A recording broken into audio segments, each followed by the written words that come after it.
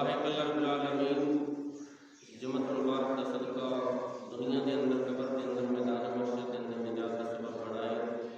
اللہ رب العالمین پارٹی اور میری حاضری اپنی آخرت کے اندر قبول فرمائے۔ تو بلا تمید قرآن مجید فرقان حمید کے اندر اللہ رب العالمین نے فرمایا کہ وَقَضَىٰ رَبُّكَ أَلَّا تَعْبُدُوا إِلَّا إِيَّاهُ وَبِالْوَالِدَيْنِ إِحْسَانًا۔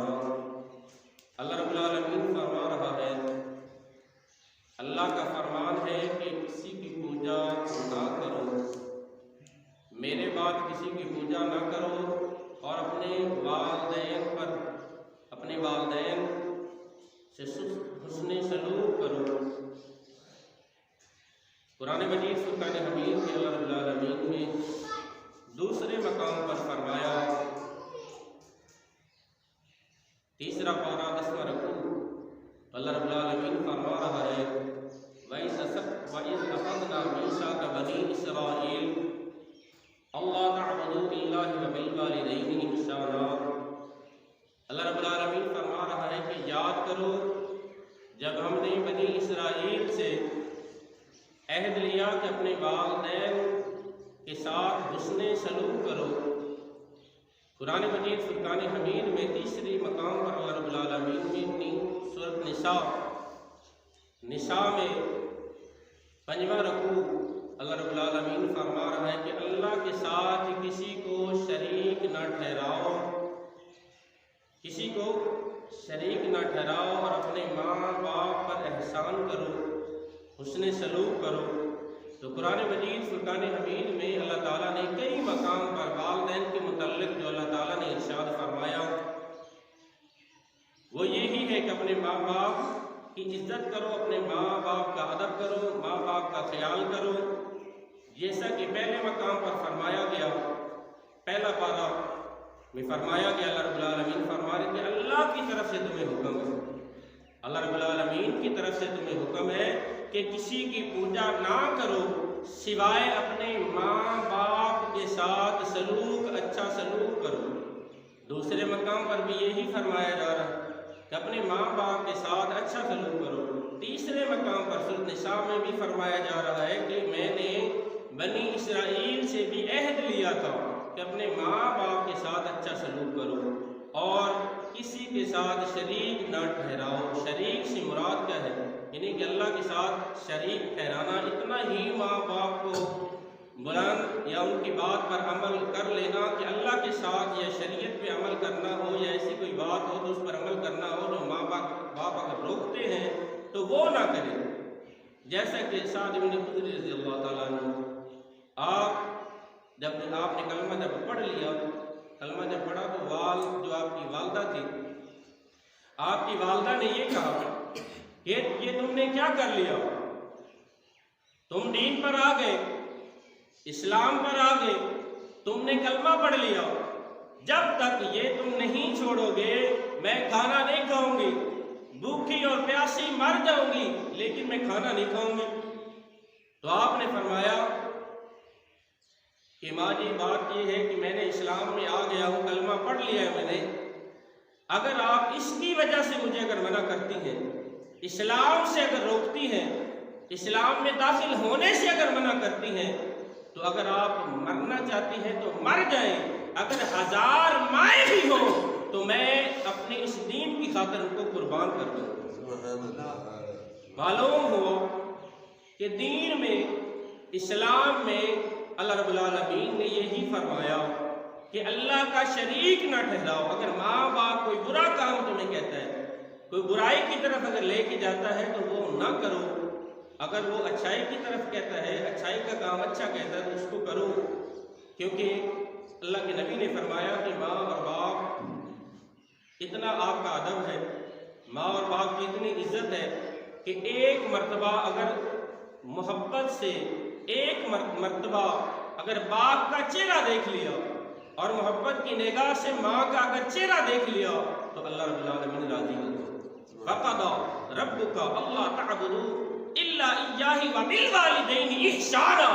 اگر ماں باپ پر احسان کرنا چاہتے ہو تو اس کو پیار کی نگاہ سے دیکھو، محبت کی نگاہ سے دیکھو اور پیار کی نگاہ۔ اور پھر ہمارے نبی نے آقا دو عالم صلی اللہ علیہ وسلم نے ایسا پھر مور لگا دی نماز کی حالت میں، مور لگا دی جب ہم پڑھتے ہیں رب اجعلنی مقیم الصلاۃ ومن ذریتی ربنا وتقبل دعاء ربنا اغفر لی ولوالدی وللمؤمنین یوم یقوم الحساب۔ یہ احسان ہے بندے کا جو اللہ تعالیٰ نے فرمایا کہ اپنے ماں اور باپ پر احسان کرو، تو یہ احسان ہے ماں اور باپ کا جب نماز بھی پڑھے تو نماز کی حالت میں ماں باپ کی بخشش کروا رہا ہے۔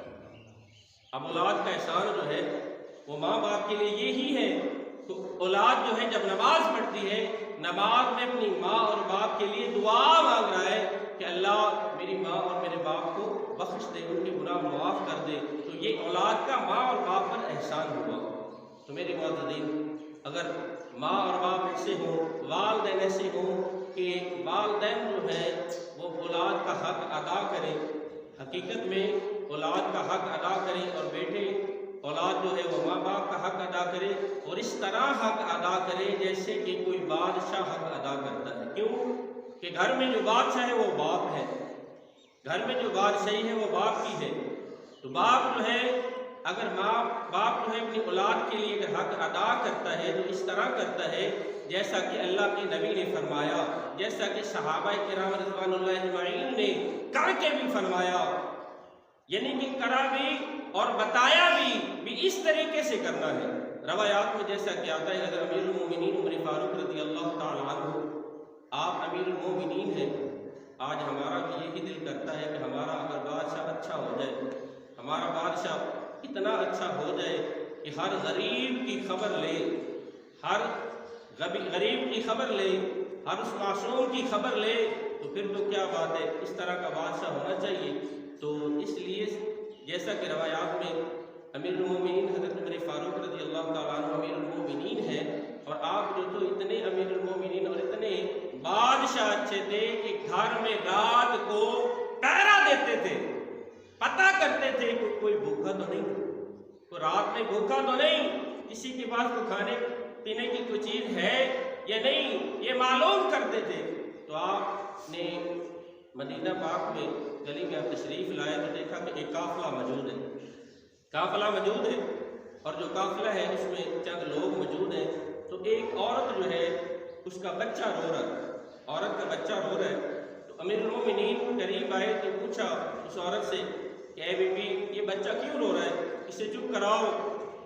تو وہ رو کر کہنے لگی کہ اس لیے میں اس کو چپ نہیں کرا رہی، یہ کیوں رو رہا ہے، اس لیے رو رہا ہے کہ میں اس کا دودھ چھڑانے کی کوشش کر رہی ہوں۔ تو آپ نے فرمایا کیوں، وجہ کیا ہے؟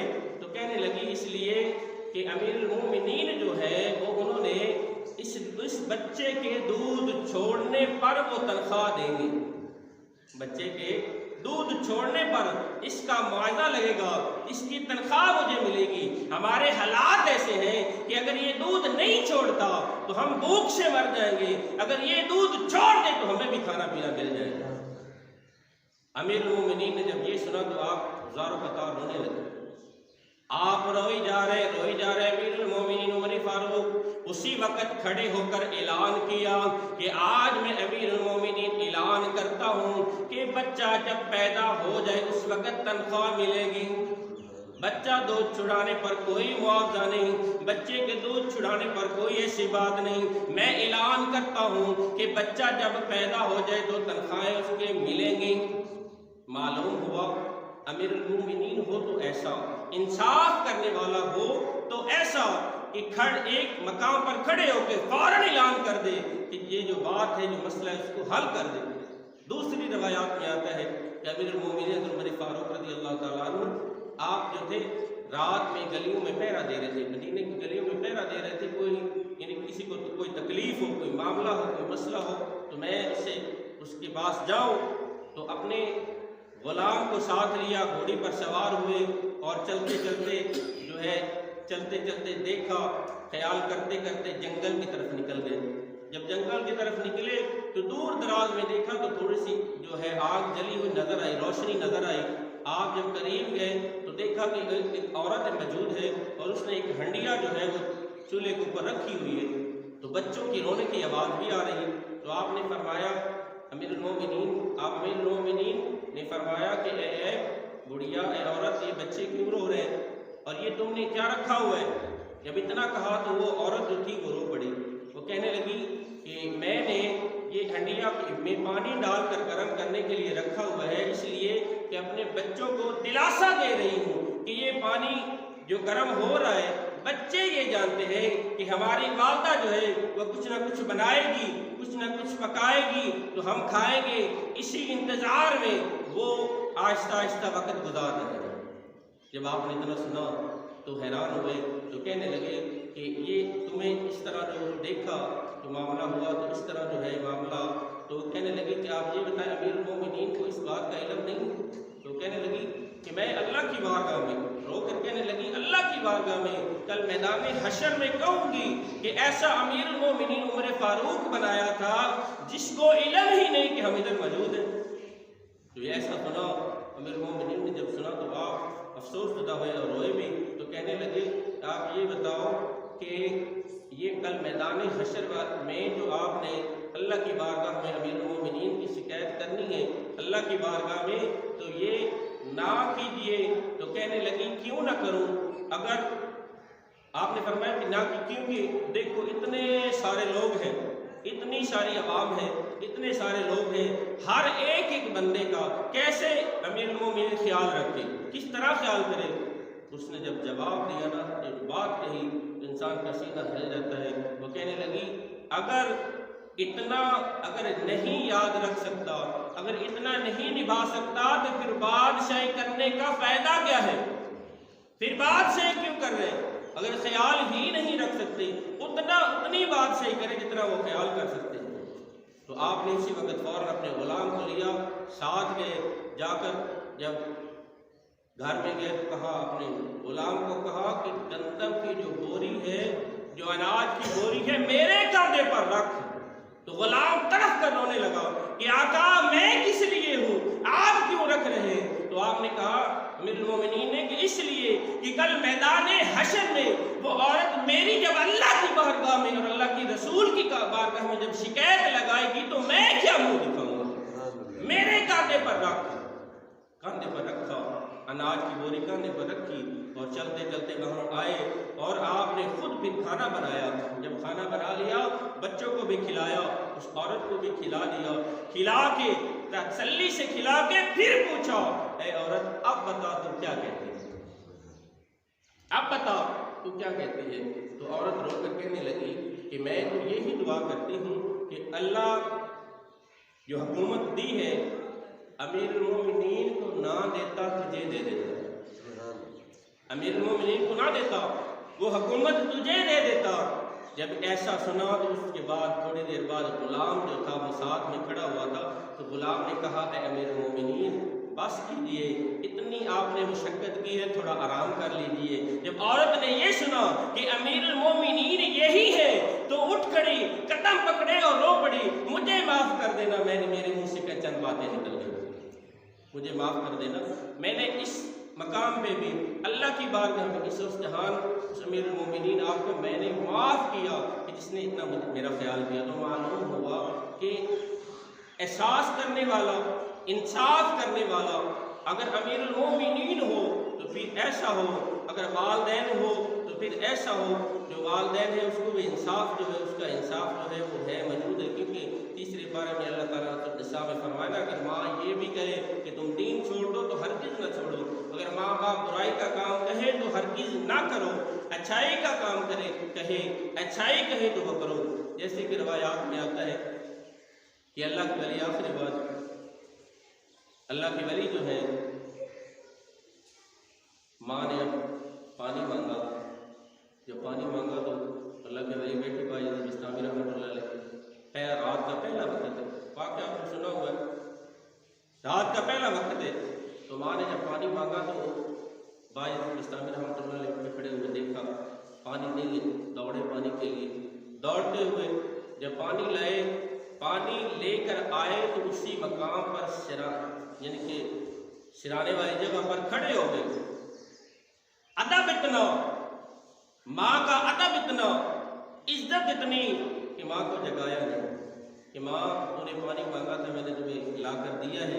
یہ ادب ہے، ہمیں سبق سکھایا جا رہا ہے. ادب اتنا کھڑے ہو گئے، پانی کا پیالہ لے کر کھڑے رہے. رات گزر گئی، جب تہجد کا ٹائم جب ہوا تو ماں نے جب دیکھا، آنکھ کھلی تو بیٹا پانی لے کر سرانے کھڑا ہوا.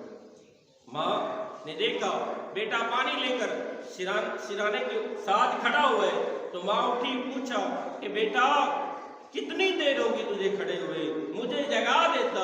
تو ماں نے یہ کہا تو بیٹا کہنے لگا کہ ماں تمہارے اسی لیے میں نے تمہیں نہیں جگایا کہ تمہاری نیند میں خلل نہ آ جائے، میں گستاخ نہ بن جاؤں، میں بے ادب نہ بن جاؤں، میں گستاخ نہ بن جاؤں. تو اسی وقت ماں نے اللہ کی بارگاہ میں ہاتھ کھڑے کیے اور دعا کی، یا اللہ میں اس جہان اپنے بیٹے پہ راضی ہو گئی، اس جہان میں اپنے بیٹے پہ راضی ہوگی، اور میں دعا کرتی ہوں کہ کل قیامت والے دن اس کو نبی کی شفاعت عطا فرما اور اللہ کے نبی جنت میں اللہ کے نبی کے ساتھ اس کا گھر ہو، اللہ کے نبی کے ساتھ جنت میں گھر ہو. معلوم ہوا کہ ماں باپ کا ادب جو ہے وہ ضروری ہے. کہ اللہ رب العالمین فرما رہا ہے نا کہ اللہ ایہ وبالوالدین احسانا، کہ کسی کو نہ پوجو، اللہ کے بعد کسی کو نہ پوجو. اگر حق ہے تو صرف اور صرف ماں اور باپ کا حق ہے. تو آج ہمارا جو حال ہے، اللہ ہی ہم پر رحم کرے، ہمارا جو حال ہے، اگر باپ اگر بلا ہی لیتا ہے بیٹے کو تو آگے سے بیٹے کا جو جواب ہوتا ہے وہ بہت درست ہوتا ہے. حالانکہ بیٹا جو ہے جس مقام پر کھڑا ہے، بیٹا جس بلندی پر کھڑا ہے، اگر دیکھے تو اس کا جو بلندی پر کھڑے ہونے کا جو ہاتھ ہے وہ باپ کا ہے. ایک صحابی رسول نے اللہ کے نبی کی بارگاہ میں عرض کی، یا رسول اللہ میں ماں کی زیادہ خدمت کروں یا باپ کی زیادہ کروں؟ تو اللہ کے نبی نے فرمایا کہ ماں کی زیادہ خدمت کر. دل میں یہ خیال تھا کہ اللہ رب العالمین نے 3 آیاتوں میں دونوں کا ذکر فرمایا ہے، یعنی کہ والدین کا ذکر فرمایا ہے، والدین کی فرمانداری کرو، والدین کی فرمانداری کرو. تو یہی سوچ کر اللہ کے نبی کے پاس آ کے عرض کرنے لگے صحابی رسول کہ میں اس کی زیادہ خدمت کروں، اس کی زیادہ عزت کروں. تو اللہ کے نبی نے فرمایا کہ ماں کی کر. ایک بار پوچھا، فرمایا ماں کی. دوسری بار پوچھا، فرمایا ماں کی. تیسری بار بھی پوچھا تو فرمایا ماں کی. جب چوتھی بار پوچھا تو فرمایا باپ کی بھی خدمت کر. پتہ چلا کہ 3 بار ماں کا ادب، ماں کی خدمت، اور چوتھی بار باپ کا ادب. لیکن باپ جو ہے وہ پہلے اور ماں جو ہے وہ بعد میں. کیونکہ باپ جو ہے وہ مثال دے کے سمجھاتے ہیں، جیسے کہ کمرے میں اگر داخل ہونا ہو، اگر جنت میں داخل ہونا ہو، جب تک دروازہ نہیں کھلے گا تو جنت میں کیسے جاؤ گے؟ باپ جو ہے وہ کمرے کا دروازہ ہے، اس کا ادب کرو گے، دروازہ کھولو گے تب ماں کی جنت میں جاؤ گے. جب جنت میں جاؤ گے، ماں کے قدموں میں جنت ہے، تو آگے جاؤ گے تو پھر تمہیں جنت ملے گی. باپ کا ادب پہلے، ماں کا ادب بعد میں، عزت دونوں کی ہے. اللہ رب العالمین ہماری اور تمہاری حاضری قبول فرمائے. وما علینا